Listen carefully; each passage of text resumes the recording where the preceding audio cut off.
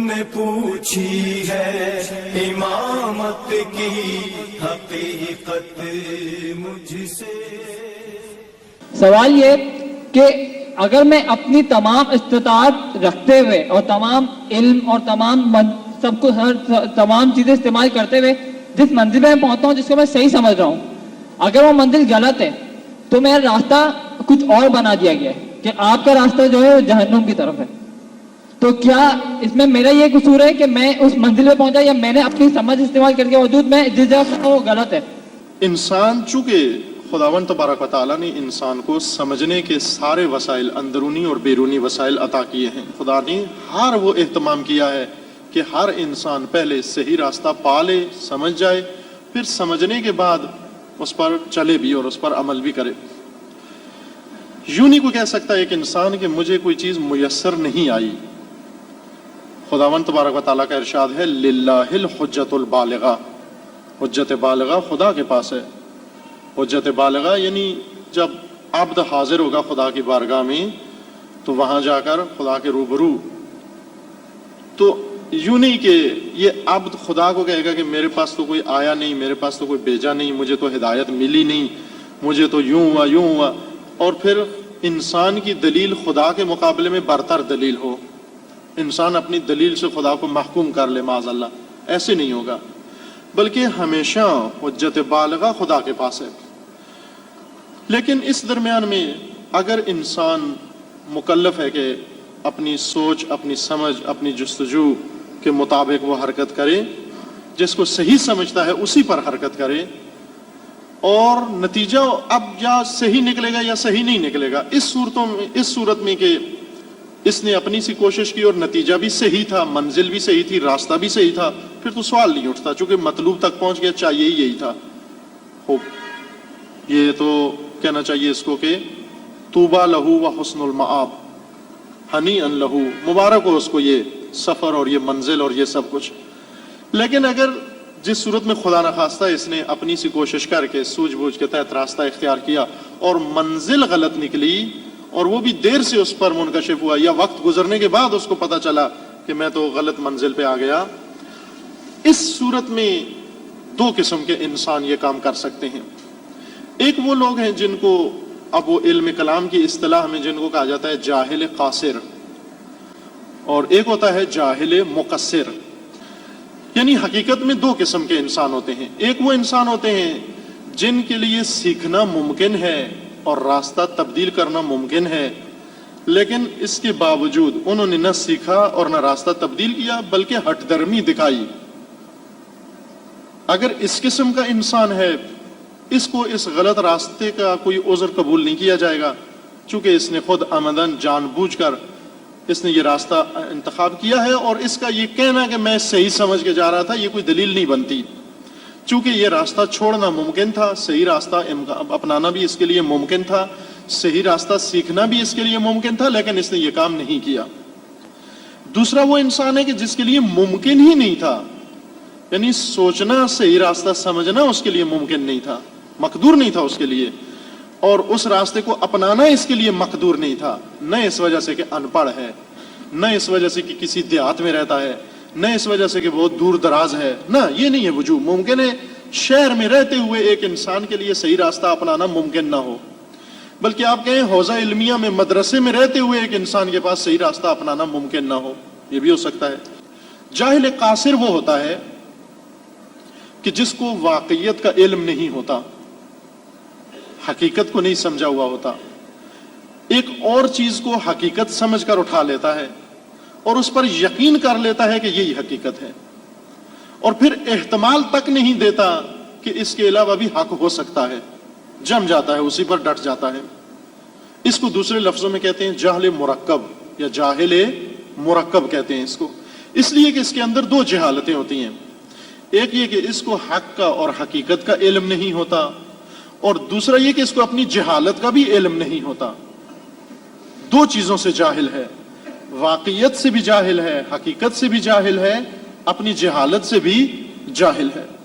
بعض لوگ ایسے ہوتے ہیں کہ جن کو واقعیت کا علم نہیں ہے، حق کا علم نہیں ہے، ان سے پوچھیں آپ تو کہہ بھی دیتے ہیں جی مجھے علم نہیں ہے، یعنی ان کو اپنی جہالت کا علم ہوتا ہے. دو جہالتیں، دوہری جہالت نہیں ہوتی ان کے اندر، ایک جہالت ہوتی ہے ان کو ایک مطلب نہیں معلوم، لیکن انہیں یہ احساس ہے کہ مجھے یہ مطلب نہیں معلوم. اس کو جاہل مقصر کہتے ہیں یا جاہل مطلق کہتے ہیں. اور وہ دوسرا جاہل قاصر ہے کہ جس کو حق کا علم نہیں، واقعیت کا علم نہیں ہے، اور یہ علم نہ ہونے کے ساتھ ساتھ اس کو اپنی جہالت کا بھی علم نہیں ہے. وہ اس یقین میں مبتلا ہے کہ جو کچھ میں کر رہا ہوں بالکل صحیح، 100% صحیح کر رہا ہوں. اب اگر یہ اسی طرح یہ راستہ طے کرتا جائے اور اپنی منزل جہالت مرکب کی حالت میں طے کرتا جائے صحیح سمجھ کر، مثلا میں اس کی مثال یہ دیتا ہوں کہ آپ گئے ایک مجلس میں لوگ جوتے اتار کے ادب کے وجہ سے اندر جاتے ہیں. واپسی پہ آپ آئے، باتیں کرتے کرتے، ٹیلی فون سنتے سنتے آپ آئے، موبائل کان کے ساتھ لگا ہوا تھا. آپ نے اس گمان کے ساتھ کہ اپنا جوتا ہے، پاؤں آگے بڑھایا، کسی اور کے جوتے میں چلا گیا آپ کا پاؤں. اب آپ مشغول، آپ کو اصلاً عمدن آپ نے یہ کام نہیں کیا، اور جوتے میں جب پاؤں ڈالا تو آپ کو یقین بھی تھا کہ یہ اپنا ہی جوتا ہے، اسی طرح پہنے ہوئے اس کو گھر آ گیا. راستے میں آپ نے احتمال تک نہیں دیا کہ یہ جوتا کسی اور کا بھی ہو سکتا ہے، یقین کامل کے ساتھ آپ گھر آ گئے. یہ جوتا جو آپ دوسروں کا لے کر آئے ہیں، کوئی بھی آپ کو اس کی مذمت نہیں کر سکتا، کوئی بھی اس بات پر آپ کو سزا نہیں دے سکتا، کوئی آپ پر بہتان نہیں لگا سکتا، کوئی حد آپ پر جاری نہیں ہوگی، کوئی تہمت نہیں لگا سکتی، کوئی جرمانہ نہیں ہوگا.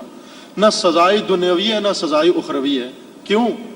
اس لیے کہ آپ کو ایک تو یہ علم نہیں تھا کہ یہ جوتا میرا نہیں ہے، یہ نہیں تھا آپ کو معلوم کہ جوتا میرا ہے، جاہل تھے آپ.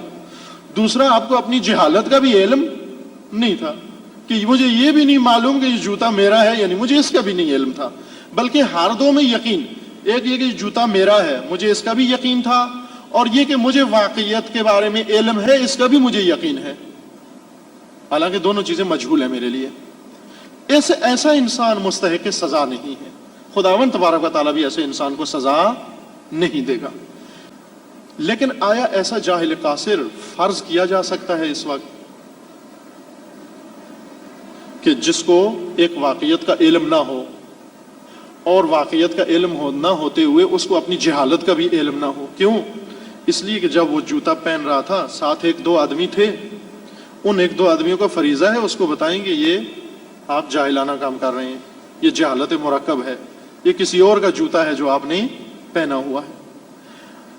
یا اگر وہ پہن کے گھر آ گیا، گھر آنے کے بعد گھر والے تو سمجھتے ہیں کہ یہ اس کا اپنا جوتا نہیں ہے، ان کو چاہیے کہ اس کو بتائیں گے یہ تمہارا جوتا نہیں ہے. وہ جا کر اس کی تلافی کرے، اس کی ترمیم کرے، جا کر تدارک کرے اس کا. لہذا ایسا انسان جو ایک بستی میں رہتا ہے، ایک آبادی میں رہتا ہے، اور آبادی والوں کی آنکھیں بھی ہیں، وہ دیکھ بھی رہے ہیں کہ یہ انسان ایک غلط کام میں مبتلا ہے، تو کیسے بے حس انسان تو نہیں ہو سکتے کہ جو اس کو نہ کہیں کہ یہ تم جو کر رہے ہو یہ غلط کر رہے ہو. وہ جب اس کو کہہ رہے ہیں کہ تم غلط کر رہے ہو، تو کم از کم اس کو یہ احتمال ضرور آ جاتا ہے کہ شاید میرا کام غلط ہو، لہذا اس کو ایک نظر ثانی ضرور کرنی چاہیے. دوسروں کے اتمام حجت کے بعد یہ جہالت قاصر سے نکل جاتا ہے، یہ اب معذور نہیں رہا. اب اگر اس نے ڈٹا رہا، ہٹ درمی سے اس نے کام کیا، اب نہیں، اب وہ پہلی جیسی صورت نہیں ہے اس کی.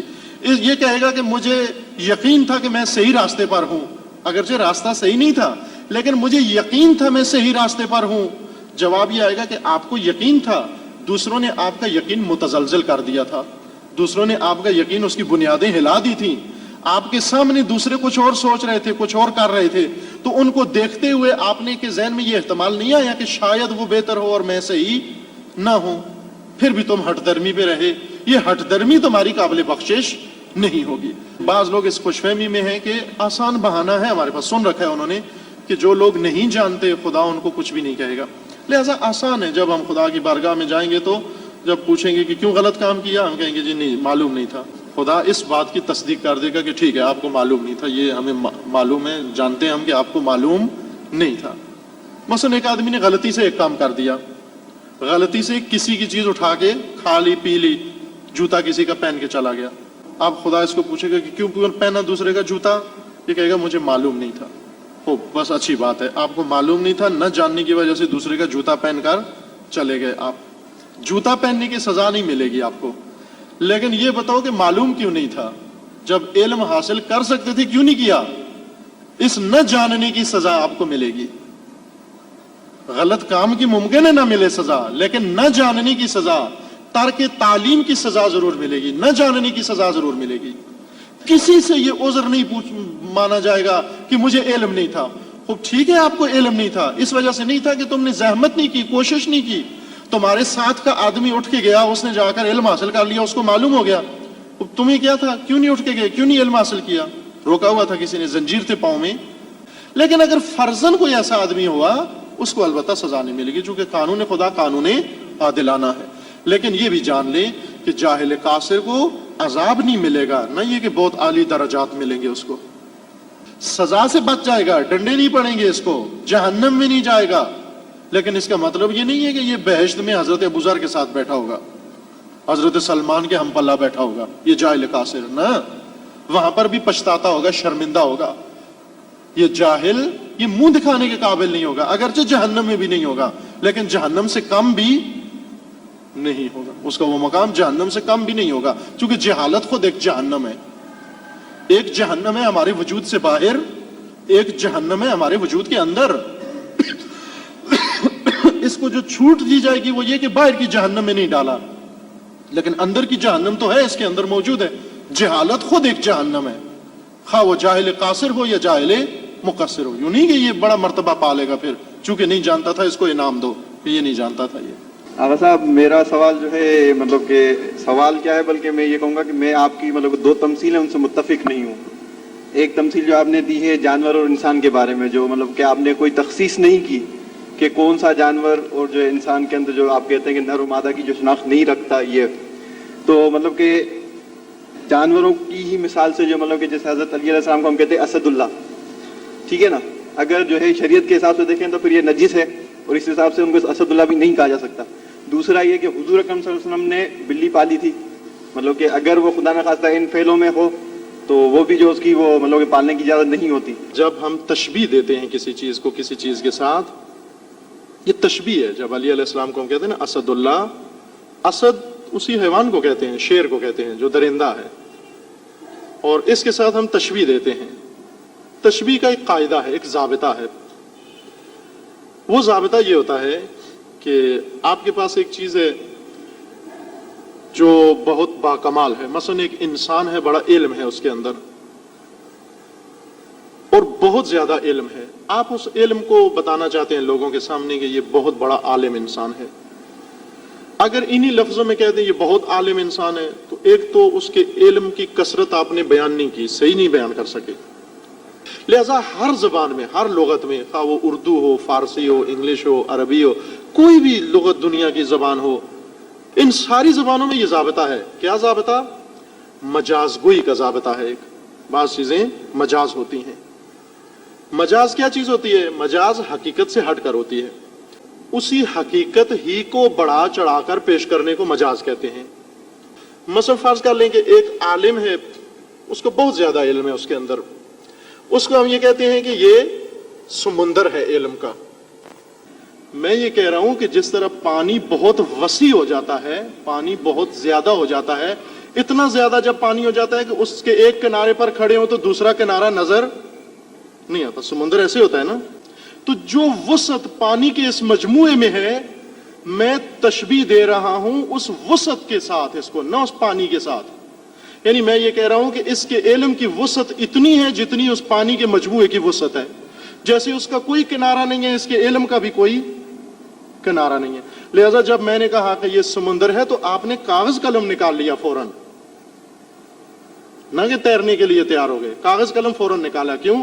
अब जबकि समुंदर है तो इससे फायदा उठाओ। फिर समुंदर में बहुत सारी चीजें होती हैं, समुंदर में जहाज चलते हैं, कश्तियां चलती हैं, उसका मसलन पानी उसका खारा होता है और क्या होता है ये सब कुछ। और उनमें से एक चीज समुंदर की, मसलन 1000 सिफात है समुंदर की, उन सिफात में से एक सिफत है उसकी वसत है। अब 1000 सिफात को मैंने नजरअंदाज किया और इस आलिम को मैंने समुंदर की एक सिफत के साथ तशबीह दी है। बस जब भी किसी को किसी के साथ तशबीह दी जाती है तो सिर्फ एक चीज में तशबीह दी जाती है, बाकी 1000 चीजें उसकी उसमें तशबीह नहीं दी जाती। इसी तरह शुजाअत भी है। हम शुजाअत को तशबीह देते हैं, क्योंकि ये हम देते हैं, ये जो तशबीह है یہ ہم عام لوگ دیتے ہیں جو ہم نے شجاعت کا حقیقی معنی اور حقیقی ملکہ دیکھا نہیں ہے، ہم شجاعت کے معنی کو سمجھتے نہیں ہیں، لہذا ہمیں جو ہے بہت بہادر ترین، اب شیر مثلا سب سے زیادہ قوی، طاقتور، نڈر، بے باک، یہ اس میں ساری خصوصیات ہیں. در عین حال اس کی 4 ٹانگیں بھی ہیں، اس کا دم بھی ہے، اس کے کان بھی ہیں، اس کی کھال بھی ہے، اس کے منہ سے بو بھی آتی ہے، مثلا وہ چنگاڑتا بھی ہے. یہ ساری صفات ہیں شیر کے اندر، 1000 صفات ہیں شیر کے اندر. ان 1000 صفات میں سے آپ نے صرف ایک صفت اٹھائی، کون سی؟ اس کی شجاعت، نہ درندگی بلکہ شجاعت.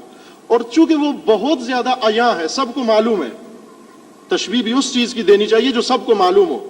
میں نے جب کہا یہ عالم سمندر ہے تو اس وجہ سے کہ سمندر کی عظمت و وسعت آپ سب کو معلوم ہے، ورنہ اگر میں کہوں کہ یہ عالم دین جو ہے یہ مریخ ہے، تو آپ کہیں گے یہ مریخ کیا ہوتا ہے، پتہ نہیں یہ کیا تشبیہ دے رہا ہے، اس کو کس کے ساتھ تشبیہ دے رہا ہے، اس کو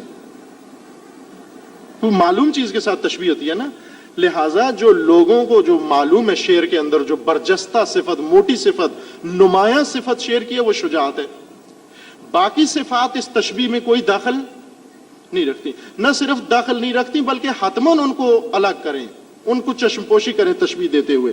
ورنہ جس نے اسد اللہ کہتے ہوئے پورے شیر کی ساری صفات کو نظر میں رکھا، اس نے علی علیہ السلام کی توہین کی ہے، اس نے گستاخی کی ہے، اس نے جسارت کی ہے. درندگی کو نہیں رکھنا، اس کی 4 ٹانگوں کو نہیں رکھنا، اس کی دیگر صفات کو نہیں رکھنا، صرف اور صرف شجاعت کو نظر میں رکھنا ہے اور تشبیہ دینی ہے اس کے ساتھ. اگر شیر کی درندگی آپ کے مد نظر ہے تو پھر حرام ہے، اسد اللہ کہنا حرام ہے، چونکہ علی معاذ اللہ درندہ نہیں تھے، چیرتے پھاڑتے نہیں تھے علی علیہ السلام. درندگی تو عام انسان میں نہیں ہے اچھی صفت، جو جائے کہ معصوم میں، معاذ اللہ ہم معصوم کو کہنا چاہتے ہیں، درندگی منفی صفت ہے. یہ کہہ رہا تھا کہ جو ہے جو جانور آپ نے کہا تھا کہ جو نر اور مادہ کی تمیز نہیں رکھتے، مطلب ان میں جو سیکشل انٹرکورس بھی ہوتا ہے، تو مطلب ایک فعل حرام ہوا ان کی، مطلب کہ جو آپ کہنا ہاں جی ٹھیک ہے نا، تو ان کا ہم گوشت بھی کھاتے ہیں، کچھ جانوروں میں ایسے بھی ہیں. ہاں. محرم و نامحرم یہ وہاں ہوتا ہے جہاں پر کوئی شریعت ہوتی ہے، کوئی نظام ہوتا ہے، کوئی شعور ہوتا ہے، کوئی عقل ہوتی ہے. محرم اور نامحرم کا جو تصور ہے، میاں بیوی کا جو تصور ہے، زوج و زوجہ کا جو تصور ہے، نکاح کا جو تصور ہے، یہ صرف انسان کے اندر ہے. انسان چونکہ عاقل ہے، چونکہ بالغ ہے، چونکہ باشعور ہے، چونکہ انسان کو خدا نے وہ تمام چیزیں ممتاز جو کرتی ہیں دوسری مخلوقات سے وہ دی ہیں، اختیاری ہدایت ہے انسان کی، اس وجہ سے اس میں محرم و نامحرم کا تصور ہے، اس میں حرام و حلال کا تصور ہے. جانور کے لیے نہ کوئی چیز حرام ہے نہ کوئی حلال ہے، نہ یہ کہ ایک چیز حلال ہے جانور کے لیے، ایک حرام ہے جانور کے لیے، وہ سب کچھ حلال ہے اس کے لیے. اصل حلال بھی نہیں ہے، تقویناً اس کی خوراک ہے، وہ حلال سمجھ کے نہیں کھاتا، خوراک سمجھ کے کھاتا ہے. حلیت و حرمت و وجوب و استحباب و کراہت یہ جانوروں کے لیے نہیں ہے، یہ انسانوں کے لیے ہے. لہٰذا ایک جانور وہ نر ہو، اس کے لیے وہ مادہ، وہ ساتھ پیدا ہونے والی مادہ ہو، جس مادہ سے وہ پیدا ہوا ہے، یا ہمسائے کے گھر میں جو مادہ پیدا ہوئی ہے، وہ سب اس کے لیے مادہ ہیں. اس کو کوئی تمیز نہیں ہے، کوئی شعور نہیں ہے، نہ یہ کہ بے وقوف ہے، نہ خدا نے یہ اس کے وجود میں رکھا نہیں ہے یہ شعور تمیز. اس کے لیے سب مادہ ہیں، وہ نر ہے، وہ مادہ ہیں. لہٰذا یہ عمل اگر وہ کرتے ہیں تو یوں نہیں کہ انہوں نے غلط عمل کیا ہے اور ان سے اب جو مثلا اولاد ہوگی وہ خدا نہ خواستہ مثلا انسان اس کو کھائے یا نہ کھائے، نہ، آپ کے لیے کہ وہ نر و مادہ ہیں، بغیر نکاح کے پیدا ہوتے ہیں، اور آپ کے لیے بھی گوارا ہے بسم اللہ پڑھ کے جیسے بھی ہے اس کو کھا لیں آپ، خواہ وہ نر و مادہ کیسے بھی ہوں، آپ کے وجود پر کوئی اثر نہیں پڑتا، چونکہ ان کو خدا نے طیب قرار دیا ہے. یہ جیسے بھی پیدا ہوتے ہیں طیب ہے، یہ نر و مادہ جس سے بھی پیدا ہوں طیب ہیں. ایک صورت ہو جاتی ہے کہ جب انسان ان کے ساتھ مثلا درندگی کرے، اس صورت میں پھر آپ نہیں کھا سکتے اس کو. درخت، آپ کھجور کا درخت دیکھیں، کھجور کے درخت کا طریقہ بالکل اسی طرح نر و مادہ کا طریقہ ہوتا ہے. نر ہوتا ہے اور مادہ، وہ نر کا برادہ اٹھا کر مادہ کے اوپر چھڑکتے ہیں، وہ اس سے پھل لگتا ہے. آپ فرض کریں کہ اس مادہ سے کھجور نکلی، وہ کھجور پھر بڑی ہو گئی اور وہ کھجور بھی نر نکلی. اب اس نر کا آپ نے برادہ اٹھا کے اسی کھجور پر چھڑکا جس کھجور سے یہ خود پہلے اس کا وہ بیج نکلا تھا، تو آپ یہ نہ کہیں کہ یہ ولد الحرام ہے، مثلا خدا نہ خواستہ یہ ہم اس کو نہیں کرتے. یہ اور وہ جو آپ نے کہا تھا کہ پیغمبر اکرم نے بلی پالی ہوئی تھی، نہ، وہ شاید اشتباہ ہو گیا ابو ہریرہ کے ساتھ کہ انہوں نے بلی پالی ہوئی تھی. بلی نجس ہے، بلی جس اس میں برتن میں کھائے وہ نجس ہے، بلی مسجد میں نہیں آ سکتی، اگر بلی کا ایک بال بھی آپ کے لباس کے ساتھ لگ گیا آپ اس لباس میں نماز نہیں پڑھ سکتے. یہ متفقہ فتویٰ ہے علماء کا. امامت کی حقیقت مجھ سے حق تجھے میری طرح صاحب اسرار کرے.